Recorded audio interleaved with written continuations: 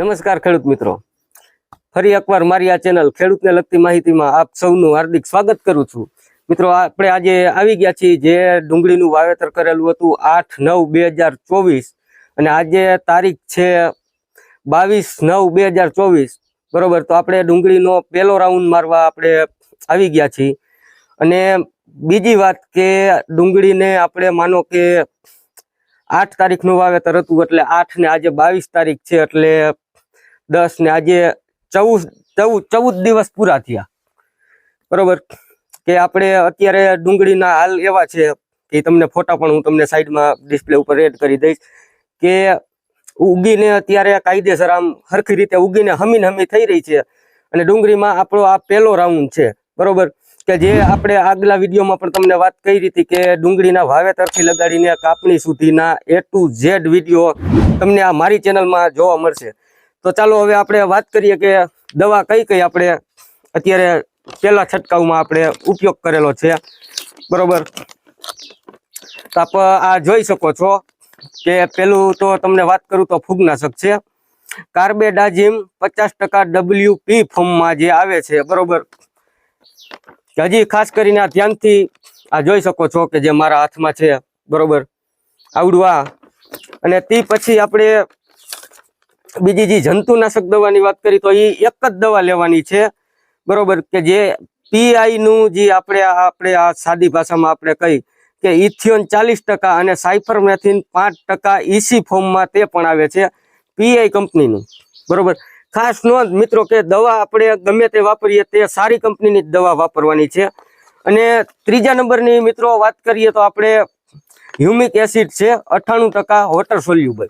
બરોબર, તે પણ જોઈ શકો છો કે આ પણ ખૂબ સારું એવી કંપનીનું છે. તે પણ હમણાં તમને આગળ હું વિડીયોમાં બતાવું કે કઈ રીતે આપણે તેનો ડોઝ કે દ્રાવણ બનાવીને આપણે કઈ રીતે છંટકાવ કરવાનો છે. અને આ કોરામંડળનું આપ જોઈ શકો છો, આપણે સ્ટીકર કહીએ કે ચીપકું કયો. બરોબર, કે તે પણ આપણે સારી કંપનીનું જ લેવાનું છે, કોરામંડળનું છે આ. બરોબર, ચાલો આગળ તમને તે પણ સમજાવું કે કઈ રીતે આપણે ડોઝ બનાવવાનો છે અને કઈ રીતે પંપમાં આપણે એનું મિશ્રણ કરીને આમાં પહેલા કઈ દવા નાખવી, શું કરવું, કે સ્ટીકર આપણે કેવી રીતે નાખવું. બરોબર, ચાલો તે પણ હું તમને આગળ વિડીયોમાં સમજાવું. મિત્રો, પહેલા આપણે વાત કરીએ હ્યુમિક એસિડની. બરોબર, કે જે આપણે પંપમાં આપણે 16 લીટરના પંપમાં આપણે 12 થી 13 ગ્રામ જ લેવાનું છે. બરોબર, જાજુ કાંઈ લેવાનું નથી, આ 12 થી 13 ગ્રામ જ લેવાનું છે. તે પણ આ ડોલમાં જોઈ શકો છો, આપણે એકારે આપણે 20 પંપનું દ્રાવણ કરી નાખ્યું છે. બરોબર, કે પંપે હલાવીને પછી એટલું નાખી જ જવાનું છે. આનું આપણે આ 250 ગ્રામનું પેકેટ છે, તો આપણે અડધું એમાં નાખી દીધું છે. બરોબર, અને પછી ફૂગનાશકની મિત્રો વાત કરી તો આ આપણે 500 ગ્રામનું પેકેટ છે, જે મેં તમને આ વાત કરી. બરોબર, કાર્બેડાઝિમ 50% WP ફોર્મમાં, કે જે સિસ્ટમેટિક ફંગીસાઇડ આવે છે. બરોબર, હવે તે પણ આગલા વિડીયોમાં ક્યારેક આપણે સમજાવીશ કે સિસ્ટમેટિક ફંગીસાઇડને શું આપણે કહેવામાં આવે છે. બરોબર, તે પણ સમજાવી. અને તે પણ આપણે જોઈ શકો છો પંપે 25 ગ્રામ. બરોબર, તે પણ 20 પંપનું દ્રાવણ કરી દીધું છે. બરોબર, કે ખાસ નોંધ કે પંપે 25 ગ્રામ જ લેવાનું છે, કે હજી ડુંગળી આપણી નાની જ છે હાવ. બરોબર, એટલે પૂરતું પ્રમાણે એને આપવાનું જ નથી. જે એગ્રોવાળા જણાવે એથી તમારે અડધું કરવાનું છે. બરોબર, કે આ પછી તમારી રીતે, અને જો મારો વિડીયો તમે જોતા હોય તો આ રીતે પ્રોસેસ કરજો. બરોબર, જો કાંઈ તકલીફ થાય તો કોમેન્ટમાં પણ તમે મને જણાવી શકો છો. પછી બીજી વાત કરું કે જે આ PI નું આપણે જે ઇથિયોન 40% અને સાયપરમેથિક 5%, તે પણ આપણે 16 લીટરના પંપમાં આપણે 25 ml જ લેવાનું છે. બરોબર, કે એથી વધારે નાખવાનું જ નથી. કે અત્યારે તમે જે સમજો કે કહે કે ભાઈ સાયફર નાખો, કે આપણે આ પ્રોફેનોફોસ નાખો. બરોબર, એ એકોય દવાનો ઉપયોગ કરવાનો નથી. પહેલા રાઉન્ડમાં ફક્ત PI નું જે આપણે સાયપરમેથિક 5% આવે છે. બરોબર, ખાસ નોંધ કે એનો જ ઉપયોગ કરવાનો છે પહેલા રાઉન્ડમાં. એ 16 લીટરના પંપમાં 25 ml.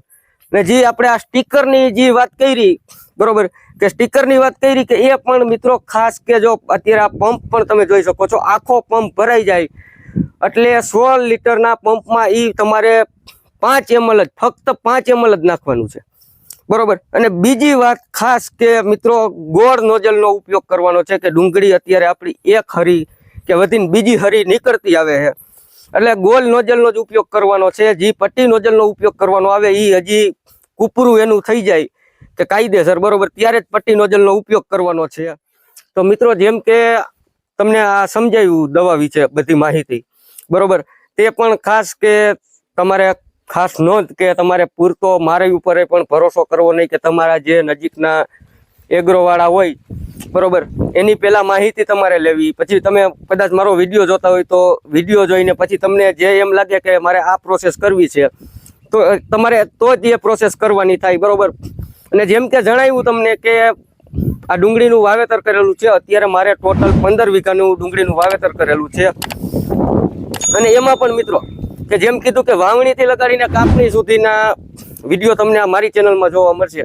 કે જેમ કે તમને વાત કરું કે અત્યારે આ દવાનો પહેલો રાઉન્ડ જ છે કે આપણે કઈ દવાનો ઉપયોગ કર્યો, કઈ ખાતરના ઉપયોગ કરી છે, બરોબર, ને કેટલું આપણે ઉત્પાદન લઈ છીએ, તે જ આ મારો હેતુ છે મારી ચેનલથી ખેડૂત મિત્રોને જણાવવાનો.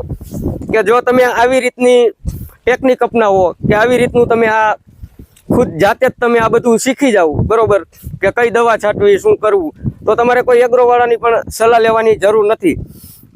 અને બીજી વાત મિત્રો કે અત્યારે જે મેં તમને આ હ્યુમિક એસિડની વાત કરું છું તે અત્યારે છાંટવાનું એક જ કારણ કે જે અત્યારે આ આપણે આ તાપમાન વધી જાય છે, ઘટી જાય છે, અને અત્યારે જે ડુંગળી ઉગતી આવે છે તો અમુક ટકા બરવાનો પણ પ્રોબ્લેમ છે. કે જેથી કરીને ફૂગનાશકને આપણે હ્યુમિકનો ઉપયોગ કરી કે એ ઝાડવું આપણું તંદુરસ્ત નીકળે, છોડ આપણો એકદમ જે તંદુરસ્ત અને જે એને આપણે જરૂર પ્રમાણે આપણે જે એને પોષક તત્વો જે જોતા હોય તે આપણે એને આ જે દવા તમને સમજાવી તે આપો એટલે 100% એને આ પોષણ તમને મળી જાય, બરોબર. તો આવા જ વિડીયો મિત્રો જોવા માટે અમારી ચેનલને લાઈક, શેર અને સબસ્ક્રાઈબ કરવાનું ભૂલતા નહીં.